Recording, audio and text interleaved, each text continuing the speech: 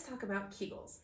Kegels, or pelvic floor muscle contractions, can be very useful exercises to do during pregnancy. They're important because they help keep these muscles strong as they're getting stretched out and lengthened, as they have more weight on them as the baby grows in your uterus and pushes down onto these pelvic floor muscles. The baby's also going to push down onto your bladder, and the pelvic floor muscles help support the bladder, which can help prevent any leaking or incontinence during pregnancy. But the question I often get about Kegels is, when should I do them, and how do I do them, and how often do I need to do them? So I don't think you need to be doing Kegels all day long, and I actually don't think isolated Kegels are that functional, and so I'm not going to ask you to just sit in your car or lay down and perform Kegels, 30 Kegels in a row. That's boring and it's not functional. I do want you to learn how to perform an isolated Kegel so that you can then use it in your exercises that you do to stay strong throughout your pregnancy. So when we perform a Kegel, we want to think about its relationship with our breath.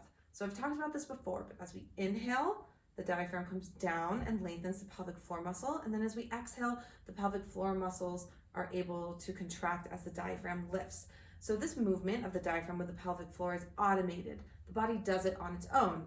But during pregnancy, some of the signaling gets messed up. So it's important to train these muscles a little bit more frequently so that they continue to do their job. So when you're performing a Kegel, I want you to think about using your breath to make it easier for yourself, because as you exhale, the diaphragm's coming up, so it's not pushing down on the pelvic floor, so it makes it easier to do that muscle contraction. Okay.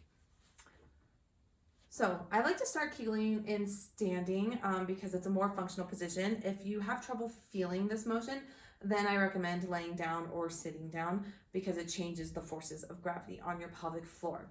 So when we're with Kegel, I want you to think, inhale, let everything go, let your pelvic floor lengthen, exhale,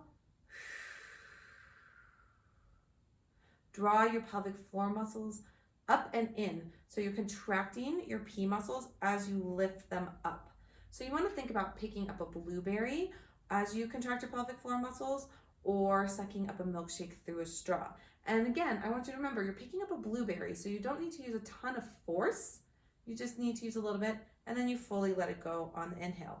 If you're not able to feel this very well, I want you to think about leaning forward. So this is called like a ski jumper Kegel, and it makes it easier to feel your anterior pelvic floor as opposed to your glutes, because a lot of times people will squeeze their butt muscles instead of squeezing the pelvic floor. So in this leaning forward position, you can exhale,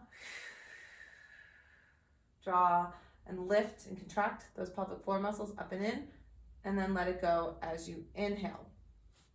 So you're going to use this motion when you're doing different exercises. I'll give you guys a couple of examples in other videos, but you could use it anywhere. You could use it in a squat. As you come down, you let everything go. Exhale, draw your pelvic floor up and in, just for an example. So try out these Kegels isolated, and then see if you can incorporate them in to movement exercises as well.